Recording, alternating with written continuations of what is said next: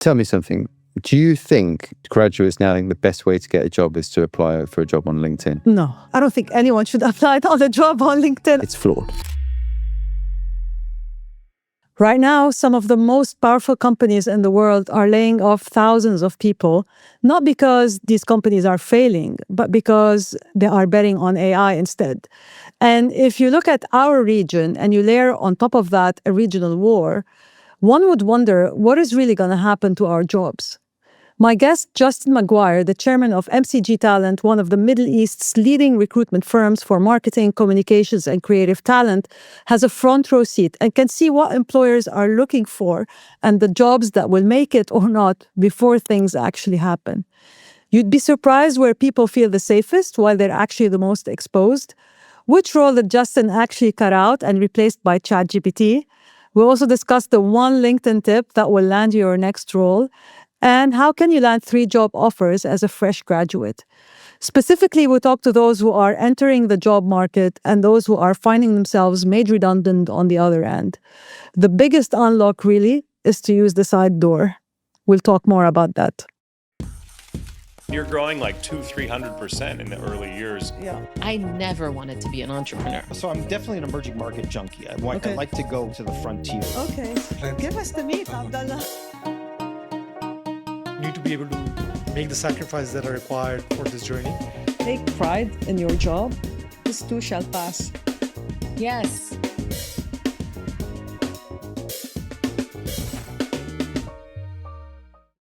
So we're here today mostly to talk about sort of the 2 big macros that are impacting our lives today. If you look globally, I think the biggest story today is AI and the impact of AI on our lives, on our jobs, and, is AI eating the world or not? And if you look at the region, you're talking about obviously a war that's causing a lot of instability for the past, 3 months, I think, more or less.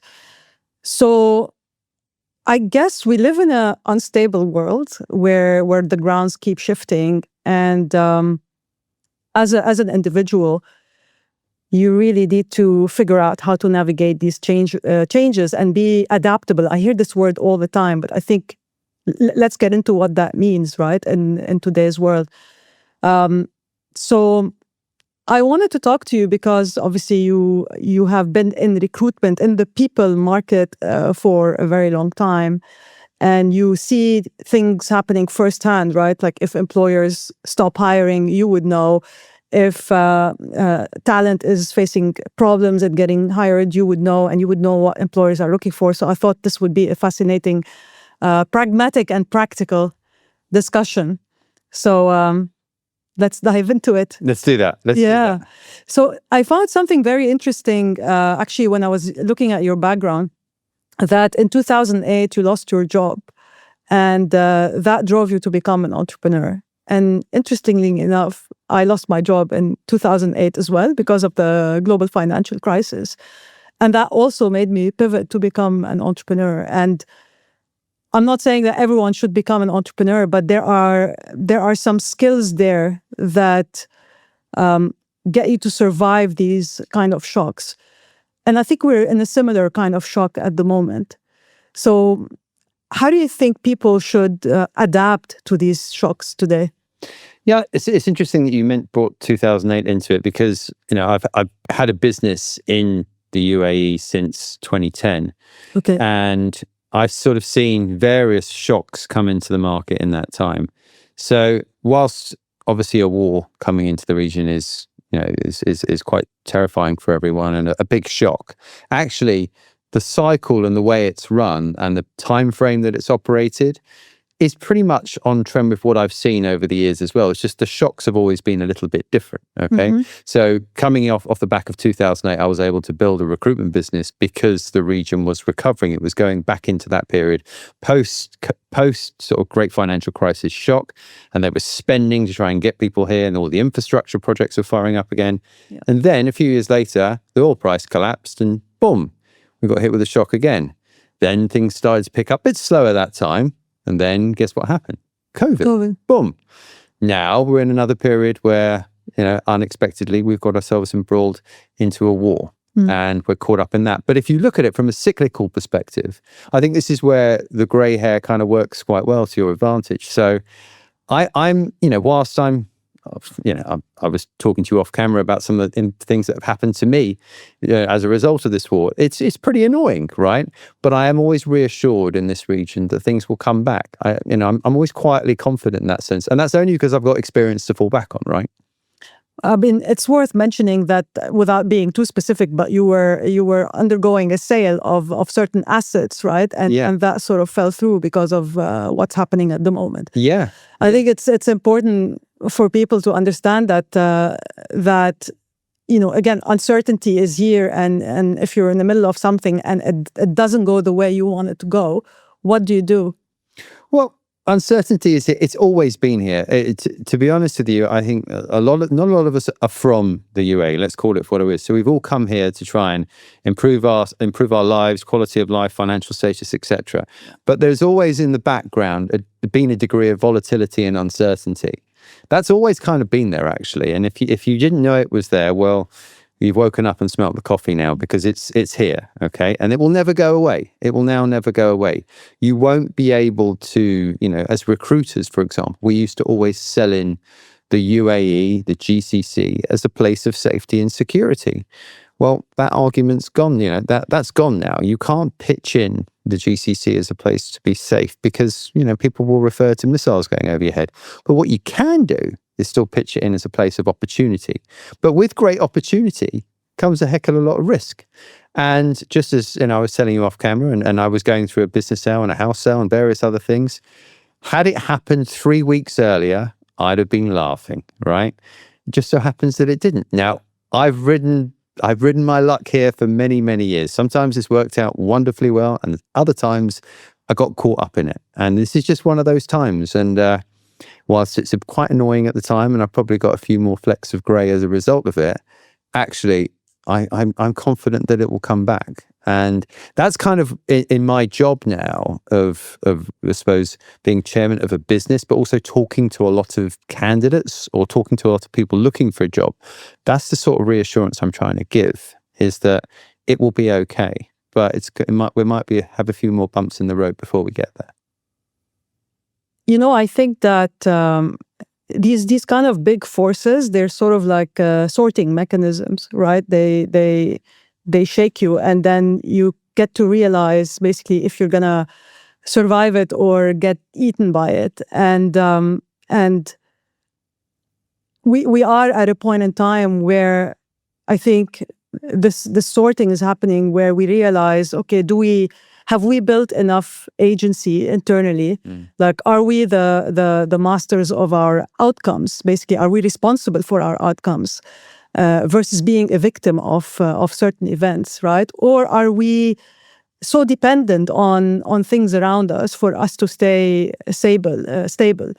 So I think we're at this point in time where if you haven't built in these core pillars, let's say, that make you have the resilience to move forward, then you're in trouble. And what I liked about what you said is that it's gonna be okay, right? Because you have those things inside you, like you have the skills that you've acquired over the years, the network that you've acquired over the years, the business savviness that you have. That you're gonna be okay.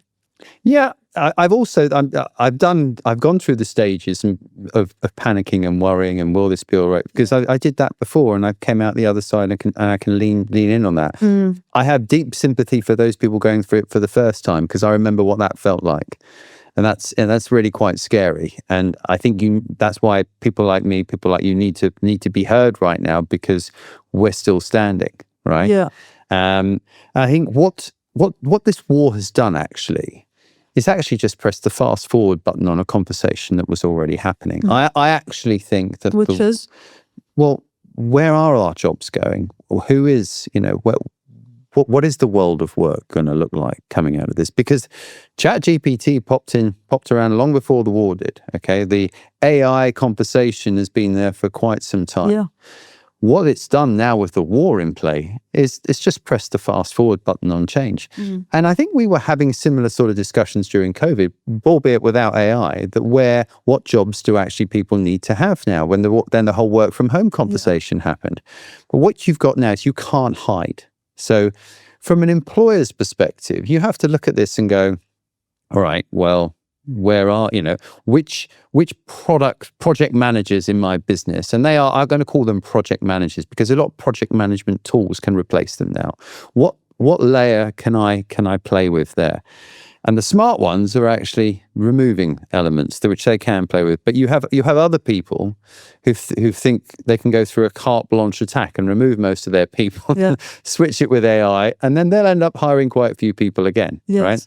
That we see quite a lot of. Or you'll have the small sort of medium-sized business owner that probably only uses ChatGPT to, I don't know, maybe ask how they can cook on a Sunday or various things like that. Now thinking that they can do everything in their business as well. And they're sort of going through a radical shake-up. And they're going to probably end up hiring people as well. So I think there's a lot of what's going on the ground versus what you're hearing. They're all very different things. And I speak to big businesses because I've been here a long time. This just in this past week, right? I've had conversations with CEOs or C-suite at major corporations and governments here.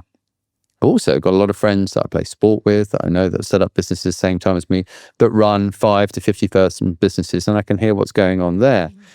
Funny enough, that in some ways they're quite similar, and in other ways they're completely different. But I don't feel that anyone's really grasped what to do with AI yet. What's the discussion around at the moment? Is it how can I cut staff to reduce cost? Is it how do I increase the productivity of my team? Is it how the heck do I understand what can be automated and what not? Is like what is the major, let's say, anxiety that employers in the GCC are grappling with at the moment? Yeah, so employers, they're genuinely confused. Okay, some of them are quite gung ho about everything, thinking that they can, pull the trigger and let go of various different people and save themselves lots of money.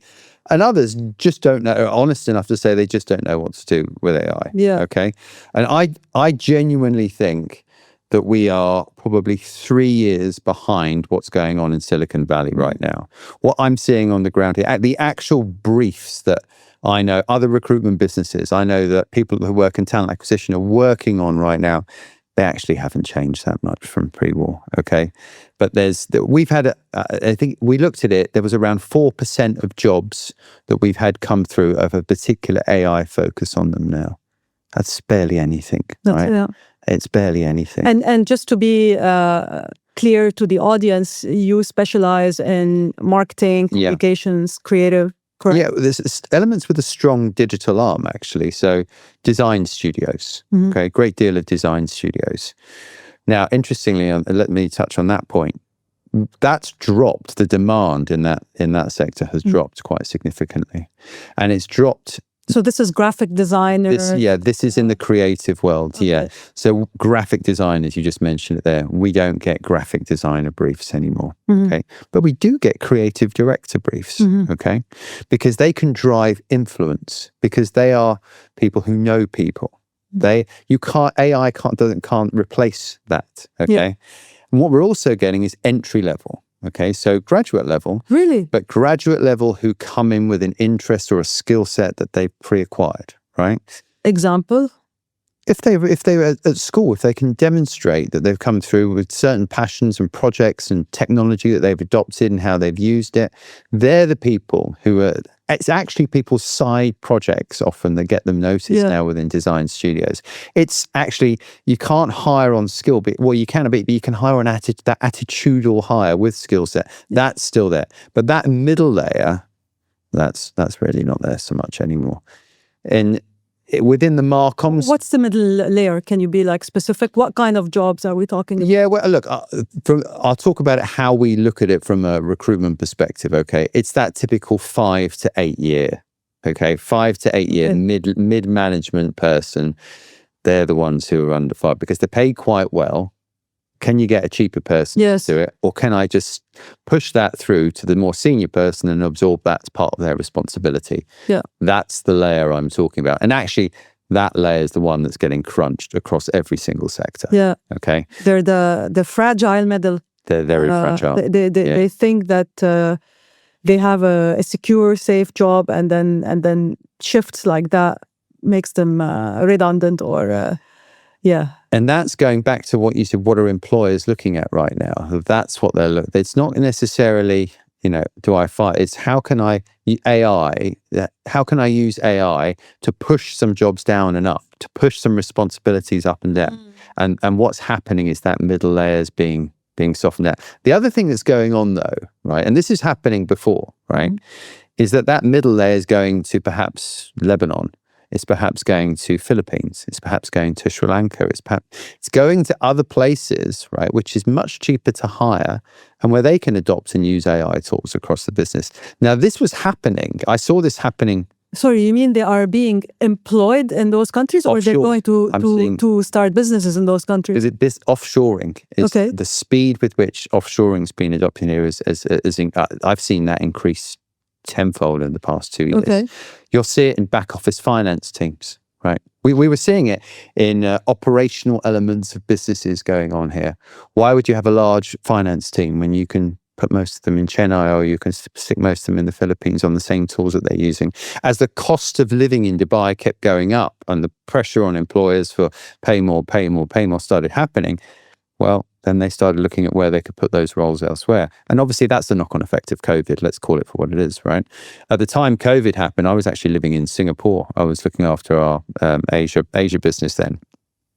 And I was fascinated how much more advanced that market was than, say, the Dubai and other markets that I knew. And everyone offshored. It was just taken for granted that you offshored. Why? Because Singapore's so darn expensive. Not many businesses could afford to have 50 people. Well, Malaysia was next door. Let's put them there. Philippines is in the same time zone. Let's put them there. Actually, I saw that then the speed with which that was being adopted here over the past couple of years was quite something. And I think AI is just actually the past couple of years I've really seen it, because the cost of living in Dubai kept going up, rents kept going up. My staff kept hitting me up for pay rises every 3-4 months, understandably, right? But people aren't paying you more here. Is that GCC wide, or you think this is Dubai? Yeah, GCC actually. Well, the cost of living in Riyadh is well known for going up. Yeah. Actually, a big project that we worked on with a bank in Riyadh was helping them offshore into basically most of their HR and talent acquisition function into Sri Lanka, of all places.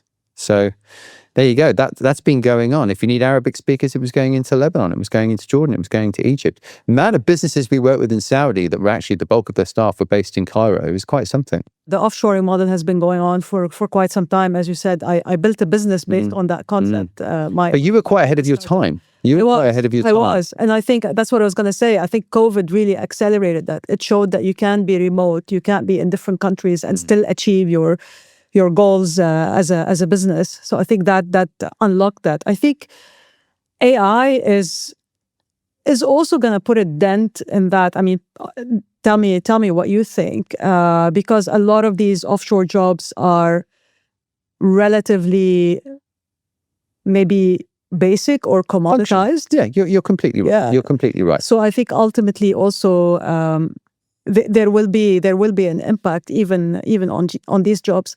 But the point I wanted to make on the sort of the hysteria of AI, I think if you read the global headlines, right, like I saw that there has been 100,000 jobs lost in tech alone this year in 2026. And there's like anywhere from $650 to $725 billion going into investment in AI, capex, basically. But these are like the most sophisticated companies, right, on the face of the planet.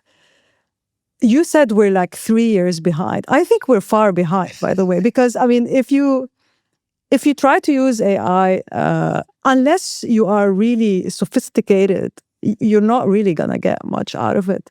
So I think the threat, maybe if we bring it back to our region, I don't think it's there yet. I think some jobs, and I love what you said about that kind of middle, right? That's being squeezed out.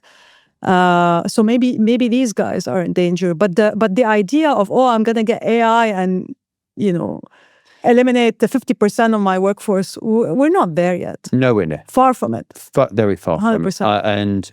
But it's really, look, a lot of businesses get caught up in buzzwords, okay? Yeah. A lot of businesses get caught up with change and transformation. If they hear the words money saving, they can get a bit excited and think, wow, this is it, I've always seen that through any sort of technological advancement or change. That's always happened. Okay, it takes quite a few years for the jobs to filter through. I used to work in advertising in London, right? I worked in TV and radio, and then this thing called digital came bubbling along.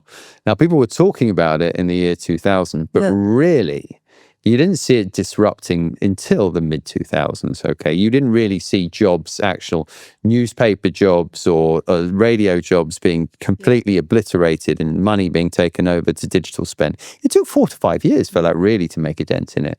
And it'll be the same with AI. It'll be the same. But what, I suppose, what I have seen, and there's I'm laughing because I went and saw a big company here yesterday, and I know how much money they've spent on this transformation and these tools and technology that they're bringing in. Someone's got a very good bonus, is all I'm going to tell you, because the key decision makers sometimes, or people in those sort of heads of IT or heads of AI and transformation departments, they're obviously paid extraordinarily well. They have to show what value they can bring to the business. The damage and what happens is that message from them right down to the rest of the business seems to be so poorly delivered. And I see this in so many. I don't say more. In other words, it's a great PR story. But that story of we're going in for this change, we're implementing this, we're bringing in this technology. That's a great story, right? I'm trying to bring some new employees on. I can tell you what tools and technology we've got. Where the chink in the armory is, I always see this, is in the actual training and the deployment of that technology into the staff. It's without fail always been poor for as many businesses I work with. Yeah. And that is the bit that I think the region really needs to crack. And maybe this isn't just a region-wide problem, but this is a region I know incredibly well. Yeah. That is the bit that I see as the biggest problem as well. I've heard it from senior talent that are in technology, that basically the CEO comes in, oh my God, we have to do AI, everything, because they were at a conference and then they heard that like AI and everyone's talking about it and they think they're behind. But then, like, if you examine their legacy systems, they are so like outdated or, patched up, and just to do an audit of basically what you have to figure out how do you want to like automate certain things. It requires a big investment in talent, in time, and money. I think people just don't necessarily understand basically the level of investment and thinking it requires to sort of automate a certain process. Like you have to examine the whole thing before you're able to. But you touched on the point there, and I've seen it time and time again as well. If you're new to a business, if you're a CEO, if you're a head of transformation, etc., this is the bit that you've got to do. Yeah, that's that shows what change and drive you can bring into a company, right? Well, it's then the everything else behind that is playing catch up and struggling. Where I suppose from my perspective, let me tell you how AI is changing my business and how I've changed working with my suppliers. And this might give an indication of some of the knock-on effects, because this happened literally yesterday. For as long as I've worked out here, I've had a lawyer on a retainer, okay? And I have hit this lawyer up because I've been an employer. Obviously, if you want to dismiss someone, hire someone, you always want to make sure you get everything right. If you want to, whenever our contracts came in from new customers, I got the lawyer to review everything. I wanted to make sure, obviously, I was always bulletproof when we had the Saudi business, you name it. Well, I started realizing that the responses I was getting from my lawyer about 18 months ago were incredibly technical and a lot longer than I thought. And then I put that same question into ChatGPT, and then I started to realize that all I was getting back was obviously information that I could access. Yeah. Right. So we don't retain a lawyer anymore. We get all the answers on our fingertips. So that's a huge, I think I can clearly see where getting legal advice, where that, I no longer need to use that. I no longer need a lawyer. I can see that clearly being hit and targeted. I used to employ 3 people in marketing for our own business to do social media, designs, etc. We now have 1 person here and 1 person in Sri Lanka, and that works perfectly well for me. So I can see why that's going to change. From a recruitment perspective, I would rather employ a really good senior recruiter right now. It's one that can drive influence, a person that people know, a person that can persuade you to take a job and can tell you, AI might tell you why you're best suited from a scorecard, from a ranking, why it matches your experience. But what it doesn't tell you is the personality of the hiring manager. And actually, what AI is brilliant at is brilliant at giving you answers, right? But it doesn't know what the right questions are. It hasn't got a clue what questions you should be asking, right? 100%. And a good recruiter is someone that understands what questions to ask, what the personalities lie behind that. Well, I'm going to be more focused on those types of people. Now, let's scrap the root of the word recruiter and say salesperson or marketeer or someone like that. Those people actually, I think, can shine in this period. But the actual delivery, the systems part, so as a recruitment business, am I best served hiring 10 people to find people now? No, I mean, Claude's fantastic. There's other tools I've got which can do that. Oh my God, you touched on a sensitive point for me. I'll tell you, one of the reasons why I started my business in 2011, end of 2011, was that after the financial crisis in 2008, I was an employee, right? And I wanted to get a job. So I was, sending my CV, applying for jobs and so on. And no one would call me back. Obviously you have the recruiters that are the gatekeepers. And I don't know what kind of filtering mechanisms. I'm sure they have like a certain, not a qualitative, maybe a quantitative sort of way to eliminate people. And then it was also very difficult to talk to the hiring managers in those kind of companies I was aspiring to work for. I wanted to work for like an FMCG or whatever, something like that.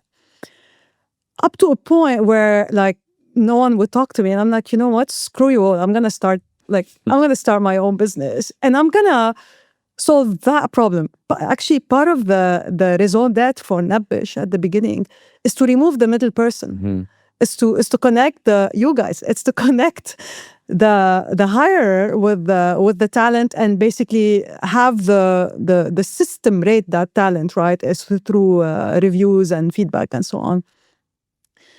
And I think people I don't know how you do your filtering. I'm sure you have, now you're using maybe more AI and so on, but to the extent that I feel sometimes great talent might be overlooked because they don't meet, a certain criteria. I felt like this. I felt like this was a big pain point for me personally. I see it today with friends of mine, who are maybe in their 50s. Great people, great calibers. I don't know if they're just being filtered out because of purely their age. Most likely. Most likely they are. So going back to your comment on a senior person with some white gray hairs, right? I think we keep talking about in the business world hire for attitude, and not necessarily like the higher attitude, trained skill. Yes. Okay. Now, obviously, this is for the sort of the more junior roles, but to spot that person, can a machine or spot the person? That's why I'm in business, and I say I'm in business because my role, I think more people like good solo recruiters, and let's just take the word. I don't think this just has to apply for recruitment, by the way.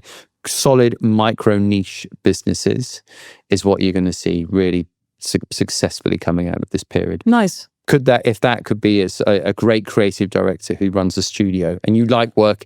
He gets you. He understands, what you like, what you don't like. but he uses a series of AI tools and technology, or maybe a few offshore staff to get that work done. Those people are going to thrive. And actually those people can take on now big advertising agencies. I think this is the time where the micro niche entrepreneur can really shine. And I say this as someone who's run like a 50 person business that I would never, go, if you were to take it back now, I would never run a 50-person service business again. I think those days, those industries, those days are slightly numbered, and they're the ones who are in big trouble, actually. I think AI can really help advance someone who gets it. Now I'm coming out the other side of this, and I've coming out of my sale and I'm working for myself. It's incredibly, I was talking to you off camera, people now know I'm available, and I've got access to as talent as quickly and as easily before as when I had a 50-person business. Mm-hmm. Well, that makes me incredibly powerful with all the knowledge that I've got. Now, do you want to touch on the 50-person? Yeah. So what I would say for the older candidates, or I'm with you on this. We're nearly there. Is that can everyone find a job right now? No. The best thing you can do actually is networking is still your best friend, because ultimately that sphere of influence that you should have created, or that you would probably have around you at that point, that's going to work. That's going to be your greatest asset, because people will buy into and believe that, and you've got to seriously leverage in on that. AI, in many instances, I would say, I've recruited across the world. The GCC is probably the most ageist place I've been to when it comes to hiring, and I think it all stems back from when you're 60, you can't get a visa anymore. I still think that has trickled down into the ecosystem here. I got some weird things that we would get, they're 52 and they need to travel to Saudi 3 days. Do you think they'll have the energy for that? Oh, well. Like genuine questions that we still get today. And the AIs naturally will filter that. I think it's a very ageist bias element within hiring in this part of the world. So you've got to meet people, you've got to look at the whites, and they've got to know that if you're a marathon runner at 52, that's what you do, or that you've probably got 3, 4, maybe 2, 3 kids and juggle life. They need to see and hear that. And that's the bit that I think people could really struggle with. And that's quite a tough thing some people might not be natural networkers. Okay. I think it's a muscle that sort of atrophies as you spend your life in the corporate world, because you're so used to doing a specific role, right, for years and years and years. And as you become more senior in your business, you have more respect from your peers, and you have more status, and you have more people doing things for you on your behalf. And you're rarely challenged. No one tells you no. And then all of a sudden you're out. And then, you want to meet someone and they say no. And like your whole world is shattered. And I think it's just a muscle that you have to keep training. It happened to me, when I'm sure it happened to you when you lost your job in 2008, right? And you went to start your business. I'm sure you spoke to a lot of people that said, no, what are you doing? This is not interesting. Most of them. Who are you? Yeah, right? Of course, most of them. And it's really interesting that you touched on this, because the best recommendation, when I talk about networking, by the way, I'm not yes, it's great to go to events, and there's a ton of them in places like Dubai. You should always look out for that. But I'm actually talking about projecting what you mean. I'm not talking about chucking out AI slop on LinkedIn, because the world's got enough of that, thank you. But people have got something quite interesting to say at that age. You tend to find people have got very good life stories. You tend to find that people have encountered quite a few scenarios, and they can share their knowledge and interests. That stuff really gets noticed now. What's the best way to network, you think, Justin, at 50? I honestly think you should get on a LinkedIn seat and actually make the most of it. I know I'm not here to sell LinkedIn recruiter seats or anything like that, but I still believe in UAE, for example. It's the fastest growing region in the world for LinkedIn. Okay, the UAE specifically is the most engaged market they have globally.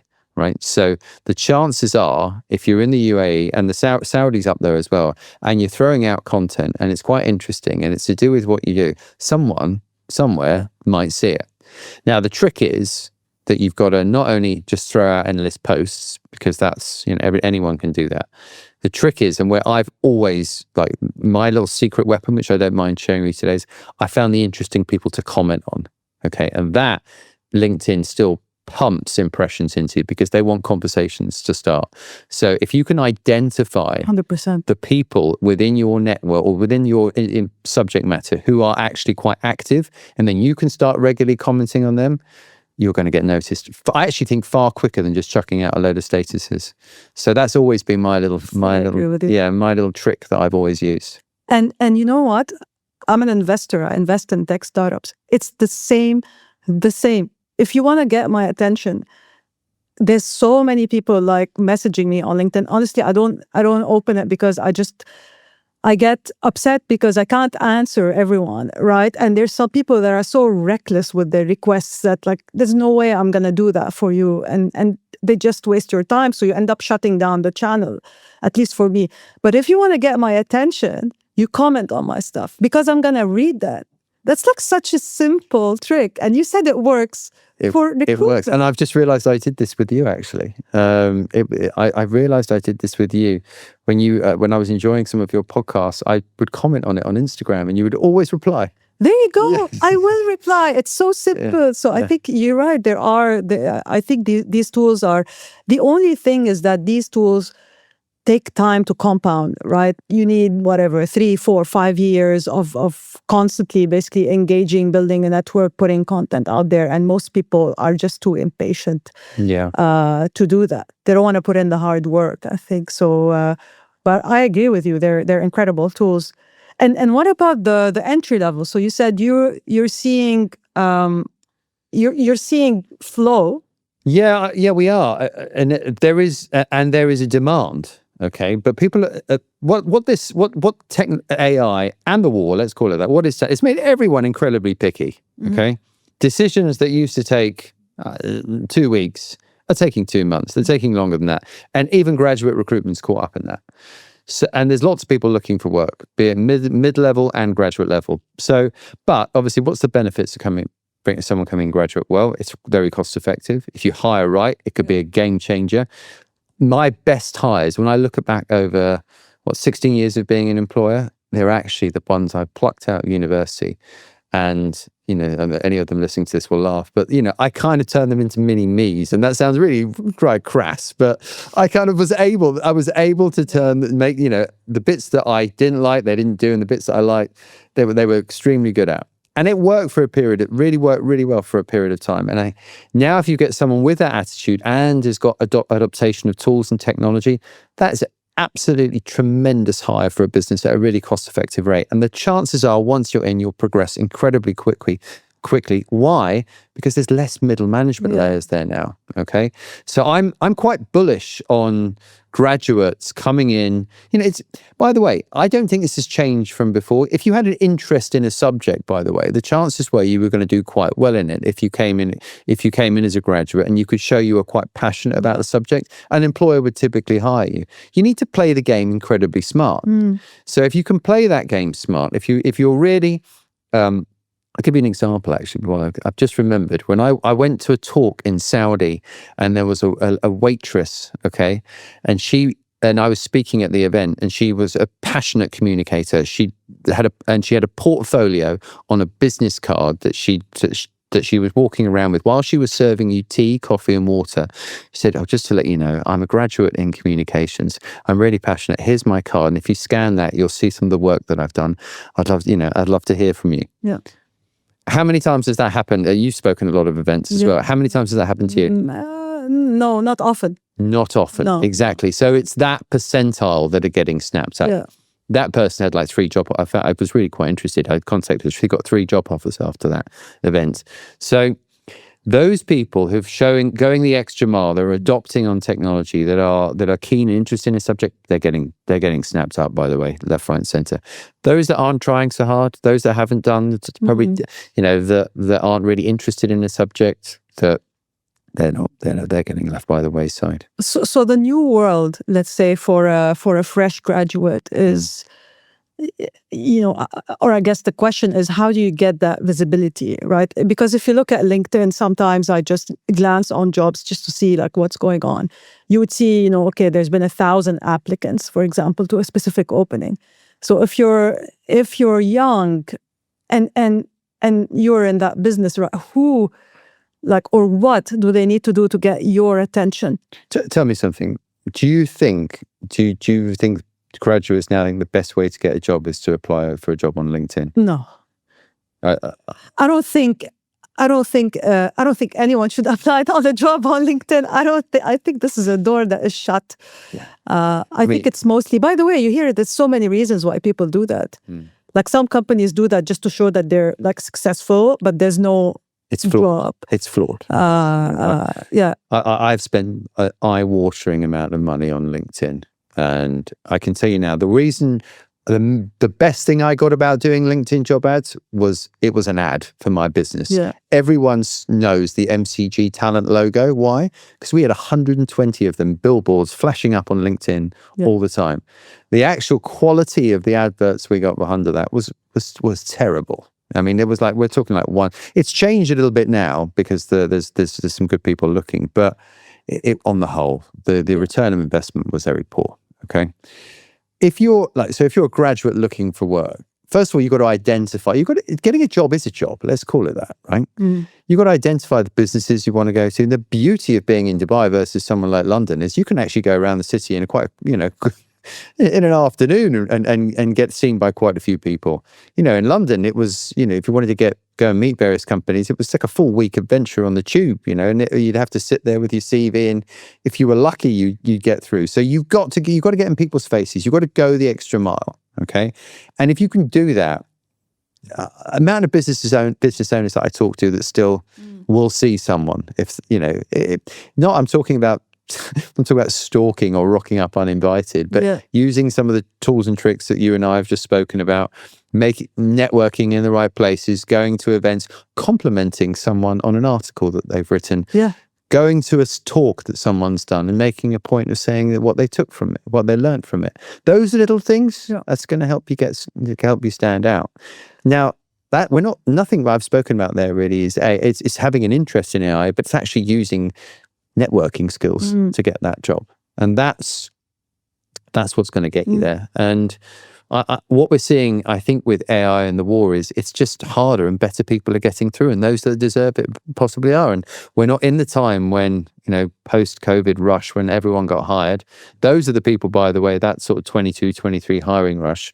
There was a lot of people then got made redundant after that, and that was they didn't necessarily make themselves valuable to a company, or the company didn't hire the right person. They just wanted to put bums on seats. We're not going to have that again. I think the side project thing that you alluded to also at the beginning is very important. So I'll give you an example. I was looking to hire someone for social media, and one of the applicants had created like a channel basically, and she churns out AI content, AI videos, AI generated images, and they're actually pretty cool. And as a result of that, she mastered a lot of like the new AI tools that are coming out, and she figured out how to use them and so on. That stood out because no one else who applied to that job had done that. And I think, again, if you want to be a social media person, like what have you built on social media? I have another question though for the young generation. What are your thoughts on like a job versus, it has to be something that I'm really passionate about and fulfilling and all of that. Where do you sit on that? I think the advice of pursuing your passions is flawed, quite frankly, because, I really enjoy sport, and I'm incredibly average at it, right? It would never give me an income that say recruitment. I mean, I didn't wake up one day and go, I'm incredibly passionate about recruitment. Yeah. What I did learn though was I was pretty good at sales. What I did learn at Quite English, I was pretty good at influencing people. Yeah. I learned, and I enjoyed it. And then I started to enjoy closing deals, and actually we took a real great buzz out of that. So my advice would be, don't pursue your passions, because you'll inevitably end up in a place where you might be quite unfulfilled and probably and not necessarily have enough income to survive in places like Dubai. I mean, think about it. How many people will say they want to play football, and how many professional football players are there? I mean, there's literally none. Yeah, I was when I was younger. I got into Crystal Palace youth team. Okay, they're a Premier League team, mid-level. There was a big group. I think it was like 120 of us that were in the academy. Not one made it. Okay, completely negligible. Yeah. It ain't going to happen, people. You and I, most people, that's not going to happen. Understand what you're good at and get really good at it. And once you get really good at it, you get really passionate about it. Yeah. And then you'll make really good money from it. And then you'll feel pretty fulfilled and good about yourself. Yeah. That's what I would recommend. I think people should be recommended to pursue a skill. Or we've all got little skills that we're pretty good at. I'm not talking about sports or something like that. Focus in on them, you know. Some people are very creative. Some people are very good at sales. Some people are incredibly organized. You know, whatever it is, get really good at that. And once you get good at it, you enjoy it, right? That's the truth. Then you'll do very well out of it. Life is, a succession of boring tasks, I think, sometimes, and you need the discipline to keep going. And I think if you seek a job that is so incredibly fulfilling and like so exciting and so on, I mean, first of all, those jobs are very rare.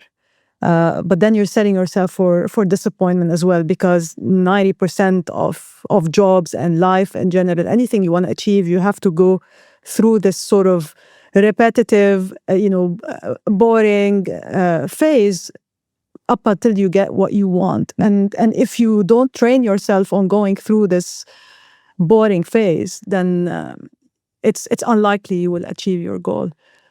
There's a very viral clip that went around. I don't know if you ever saw this, and it was Barack Obama talking about his greatest hires, right? No, I haven't heard that. Well, they asked him, what types of people? It was a question around about. It was advice for the youth, and it was advice around what you should do, or what type of person would you want to be in the workplace. Okay, and he was absolutely clear. He said, "Be the person that gets stuff done." Okay, and it couldn't have said it better, right? If I look back, it's not the people that cause you dramas. No one wants them. They want the people that solve the problems before the problems even come to you.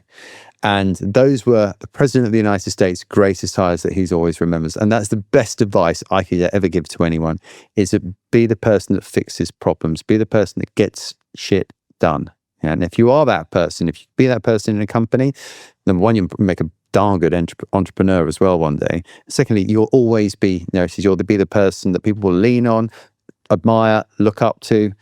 Those people always shine. Yeah. There's a concept by Nassim Taleb. He is a scholar, basically Lebanese American. He's written The Black Swan, which is a very famous book. And he's written a book called Antifragile. And then basically this concept of antifragile, which is, there's three choices that you have. You're either fragile to shock, so you lose your job. For example, a shock comes, you lose your job, and you can't recoup from that. That's fragility. There is resilience, which I think a lot of people preach. So basically, the shock happens, you keep fighting it, you keep the same person, and then eventually you will potentially get over that hurdle, right? But you haven't changed as a human being, and that's resilience. And what he recommends is you have to be anti-fragile. It's not about like you have to use that shock to make you a better person, to rebound into something better. And that's sort of the skill that you want to harness, not basically be hard as a rock and like, I'm resilient, I'm going to go through this unchanged and get over it. And I really like that concept, because I feel like this is what people like you and I basically have done. When I look back on 2008 and losing my job, in hindsight, this was like the best thing that happened to me. So I think if you use these shocks like AI, like a war, it also creates an opportunity on the other side. It does, but it would be wrong of us to say that at the time that feels particularly easy. Yeah. I mean, I nearly went completely bust. When was it? It was 20. I know exactly when it was. It was 2016. Now, a catalogue of errors that I made, sort of all combined together. So, I was buying a house here. I also opened a business in Hong Kong. I also invested in my wife's business at the time, and I had like a friend's business that I invested in the UK. I don't quite know what I thought I was doing that year. I was quite well off, and I thought, right, rather than save, I'm going to spend it all. It was very young and naive and silly. Anyway, all my money was in sterling. Now, I don't suppose you remember when the Brexit vote was, do you? Yeah. It was 2016. So Was it 2016 already? 2016, yeah. Wow. So I had all this capital that I was deploying back in the UK, because I thought at the time, I'd be safer there. I mean, I would not think like that now. And obviously the UK voted to leave the EU. I didn't know a single person, by the way, that was voting to leave because of the algorithm. There's my first experience of understanding algorithm. The algorithm was feeding me just people that wanted to remain.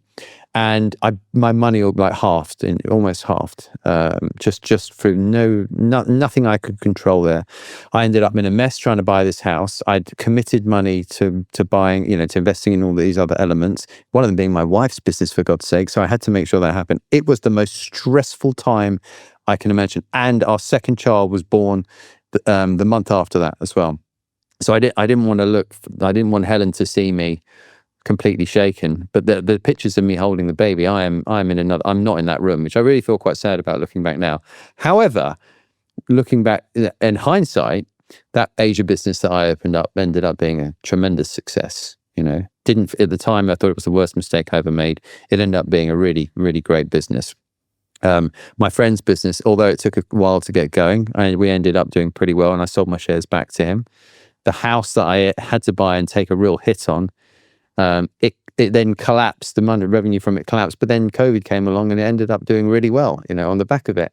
So, but at the time, it felt like the worst thing in the world. How did you deal with it? If I'm honest, not very well at the beginning. What did you do? I think being an entrepreneur is a very lonely existence, to be honest with you. I didn't talk to a lot of people about it, actually. I eventually talked to my mum and stepdad about it. When I spoke to my wife about it, it was a bit too, I realized this, she'd grown up in a house where dad had lost all the money. And whenever I spoke about things like this, I learned about this quite early on when we were an entrepreneur, all these old fears that she had would come to the forefront. So that wasn't my kind of safe space to open up to these things. So it ended up being good old mum. First boss, what a great mentor he's always been, actually, who never really seemed that fazed by it. Looking back on that now I'm his age, I can actually see why, because that's just the journey, right? And we got it, time was a great healer and we got out of it. But I think it's really quite painful at the time, and it's very hard to know that you'll get through that. So I guess that is probably quite a good thing to tell. If you've been laid off right now, if your business was exposed to tourism, if your business, if you've been hit quite hard, it will come. The only thing I can say is it will come back, because I've got nearly 20 years of experience on me to show that it does. So you have to acknowledge the pain and the grief, right? Make incredibly tough decisions. And don't be afraid of them. Like what? I let go of a lot of people. I had to cut back on a lot of our spending. I had to look up. It was actually there was so much money we were spending, which was it was an exercise I should have done a long time ago, quite frankly. It made us look as a business, as a family, as all sorts of things that we were doing, and look at what was truly important and where our money and capital was going. And it was a natural filtration system where we came out of it, the other side actually looking pretty good. Yeah. And those are the things that you have to take from it as well. But you don't see all that straight away. Your eyes go fuzzy, and you panic. I think you talked about it, that sort of that middle management layer, and we said it earlier that they're at risk because people want either someone more senior and they kind of merge some of those roles into that person, or someone more junior. And I think those guys are at risk because they have the lifestyle, they have they feel that the job is secure, they have the expenses, the cars, the houses, the school, etc. And then if that is gone, I think there's a reckoning there. You have to be honest with yourself and look in the am I indispensable? Is what I bring to the table of true value? And if I wasn't there, would the business or would my business, be hurt? And if the answer is I don't know, I don't think so, then you are in trouble. I mean, I had to make the tough decisions. People, they weren't non-revenue generators. Anyone that was non-revenue generating, I had to let go of. I just did, So that was quite an easy decision to make. And I was quite surprised how surprised those people that I was having to talk to were about that situation, because it wasn't just, the market had gone, the oil price had collapsed around about that time. The market was in trouble. Aside from, the silly things that I'd done as a boss, the market was in trouble, and those people hadn't made themselves indispensable, right? That's, this is what the war and AI are doing together. They're pressing the fast forward button on all of this. And that's what employers are looking at right now. Do we need that person? I think, honestly, very few people are indispensable. I mean, I've seen people with like super senior roles getting laid off. Yeah. I was running my own business. I had to lay off people multiple times. Yeah. I don't know if someone is truly, I think very few people are truly indispensable. So you have to have a lot of options on the table all the time. What would make you keep someone? That's a great question. The level, obviously, of what they're doing for me, what are their responsibilities, and is it something that I could potentially do myself or outsource to someone else, or are they really key in that role? And honestly, how pleasant they are to work with. You see, the answer to that question is obviously, if when you reverse engineer it, that's how you're going to escape what's going on here, right? And for the reason for me, it was influence and revenue generation, okay? Because those were the things that we needed as a business, and we would always need as a business. I felt that they were the indispensable skills, right? Now, obviously, it depends what industry that you're in, but I bet you those two things that I've just said there will come up a lot, because they're the things I don't think AI can get their hands on right now. Because how many crappy emails and approaches and stuff are you getting, right? Lots. What makes things stand out? A really good person. Yeah. And that won't change. I agree with you. Even, I mean, I use AI a lot now for like research, for prep, for even in post-production, for example, for this podcast, I use it for my investment stuff as well. It's not there. It's not like, it needs a lot of work. And I think to get it to give you really like the best answers, you have to be quite sophisticated yourself as well. And that's it. It can give us great answers, but it doesn't know what questions to ask. Yeah. And that's, that is the greatest skill that you can have right now. The judgment. The human judgment. They always say, I say AI is not, it's an amplifier, not an equalizer. So if you and I have the same AI, right? But I could probably do, or you might do much more than me, or vice versa, depending on how, I think, sophisticated you are yourself, right? So they say, okay, AI is going to make you 10x. It's going to make you 10x of you. Like it's not going to change who you are. So I think it's just going to amplify what you already have on the table. So the few will benefit from it and will really use it to the max and get the results. But I think 90% of people won't be able to do that. Exactly. So that judgment is very important. There's a lot of people have been saying this, and I think it holds completely true. Don't think that AI is necessarily going to take your job, but someone who understands how to use AI is going to take your job. And that is completely true. That's what I'm seeing on the market right now.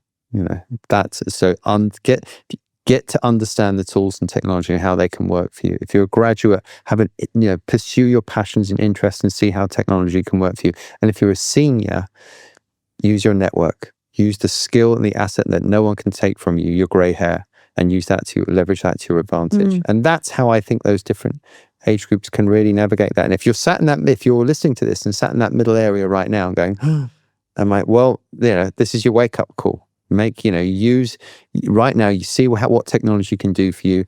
Put yourself in a position where you can generate influence or change for your business, and try and make yourself indispensable. Yeah, and if you're in that 50 cohort, I guess what you're saying is the front door is shut. You have to go through the side door. But you have access to that side door that other people don't. Look, for me, what I wanted really to get out of this is to talk to the employer and the people maybe that are feeling the heat. Again, based on what we're hearing and also personal anecdotes, the sort of that cohort of 50 plus. And also the entry level jobs where it's quite difficult to sort of get the visibility. You don't have necessarily the track record, so it's a bit challenging to get into the door. But that's always been the case, whether AI is there or not. Yeah. And always good graduates get hired because they go above and beyond, right? But the surprising factor, I think, out of this conversation was that middle cohort, which probably feels the safest. But jobs are going to go up and down. Yeah, that's what I think. That's very exciting. Justin, if someone wants to reach you, what's the best way to do that? LinkedIn is always actually. Let's go back to what we said during this. If you want to really reach me and stand out, follow my content and put some interesting comments on there, because if it's written by you and not AI slop, then it'll definitely stand out as well. Yeah, great advice. But you're LinkedIn, Justin McGuire. Yes, LinkedIn, Justin McGuire. There's a cheesy picture of me with a big smile crossing my arms. You won't miss it. That's great. It was such a pleasure to talk to you. It was very, I think, exciting conversation that we're going to keep having over the next few years as we see the impact of these sort of macro shocks on our lives. Are you hopeful, by the way, for like if you look at the jobs market and with the shocks that we've discussed now and the threat, let's say, of AI, there's a doomer camp basically that says, okay, AI is going to come and take all your jobs and so on, and there's the optimistic camp which says, AI is going to create a lot of jobs, new fields that maybe we haven't thought about. What's your view on this? I take a blended viewpoint, actually, because there's naturally going to be a degree of disruption that's going to come in between the next 3 and 5 years, where jobs that were there before will no longer be there. Okay, but I take an optimistic view that technology and the tools that we're going to work on will play such a large role in our lives that there's going to be lots of opportunities created on the back of them. Some which you and I don't even know anything about now. But from what I've seen in the past, every time technology's come in and disrupted an industry or industries, there's always been a lot of opportunity that's come out the back of it. And I stand true to that. Look for opportunities. Yes. Thank you so much, Justin. Thank you. Thank you so much for tuning into this episode of With Loulou with Justin McGuire. I hope you enjoyed it.